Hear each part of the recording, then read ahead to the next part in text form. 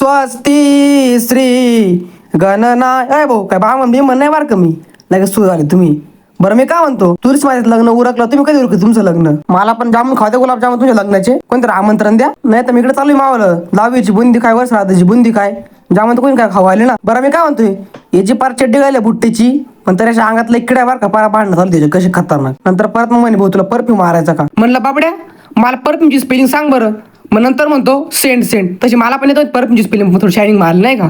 आता कसं माहिती गाडी आली आमची इकडे स्कूटी एक तो चक्कर मारला जायचं म्हणलं बसा मग काय पुढं बसा तुम्ही आम बसतो तुमच्या मागं चालते सवारी आपली वाली. नंतर मग लय भारी त्याला गाडी चक्कर मारायला होतं मग सफरचंद वेपर्चंद आम्हाला नाही का सफरचंद वगैरे खाल्यानंतर परत त्यांच्या भांडणं झुपले. अय भाऊ आम्ही शूटर पुढे बसन दिवस सगळं फिक्क्या बरं का तो डान्स करतोय आणि आम्ही ऑडियन्स त्याला चीअरअप करायला.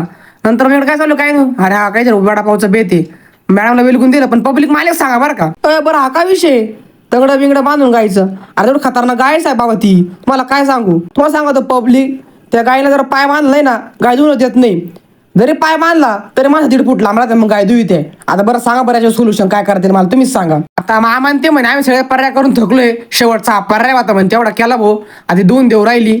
नंतर मग काय वडापाव वगैरे तयार झाले नुसते वडापाव बरं का पब्लिक पाव वगैरे काही नव्हते. अरे पाव होते भाऊ आम्ही पब्लिक 8 डझन पाव खाल्ले 8 डझन विचार करा तुम्ही. चला भेटू नंतर मग जय श्रीराम.